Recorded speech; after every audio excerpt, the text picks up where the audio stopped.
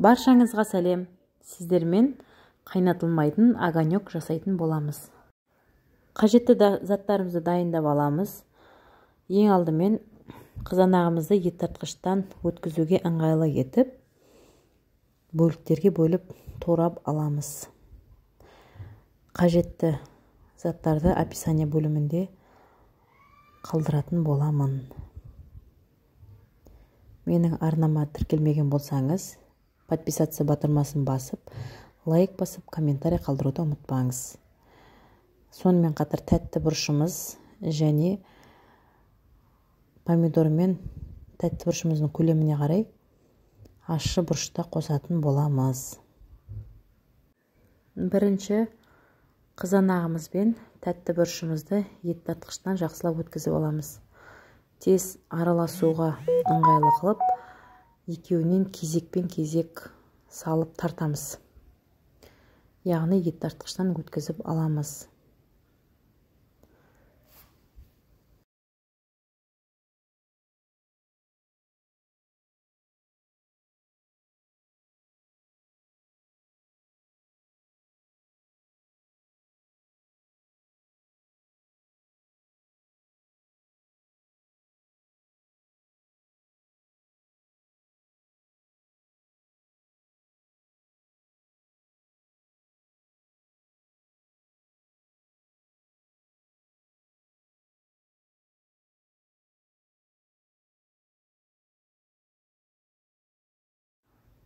Ащы бұрыш пен сарымсақты бөлек ыдысқа өткізіп аламыз.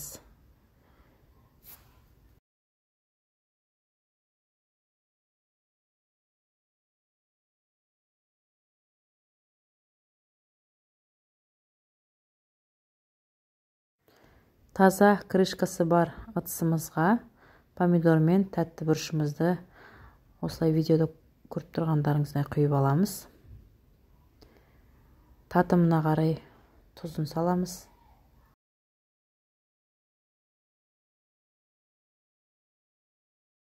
Жақсылап араластырып алып, дәмін көреміз.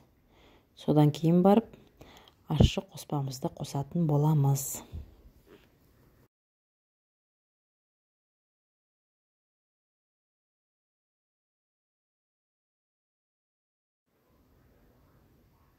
Ас көк қосу міндетті емес. Кішкене аздап мен ас көк қосып жіберген болатынмын. Оны да жақсылап араластырамыз. Содан кейін аспирин қосатын боламыз. Қыздар, бұл жерде аспирин қосу маңызды.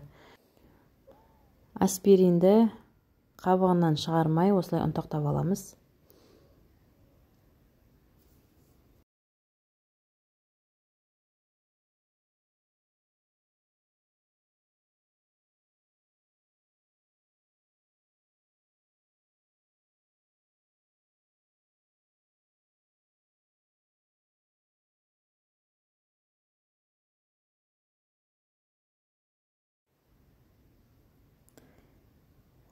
Аспирин таблеткаларын салып, жақсылап араластырып, крышкасын жауып, бір түнге қалдырып қоямыз.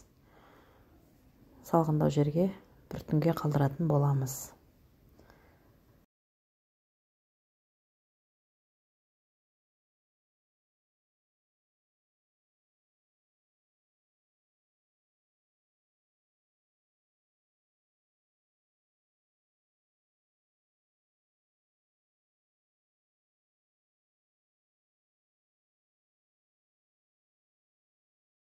Міне огонегіміз осылай дайын болды. Жақсылап араластырып, банкілерге немесе баклажкеге құйып, холодильникте сақтайтын боламыз. Құятын банкімізді қайнап тұрған сумен 2-3 қайтара жақсылап жуып аламыз. Огонекторымызды осылай құйып, крышкасын жақсылап жауып, холодильникте сақтайтын боламыз. Кез келген тамақпен жақсы кетеді. Аппетит ашатын осындай огонекторды міндетті түрде жасап көріңіздер. Менімен бірге болғандарыңызға үлкен рахмет.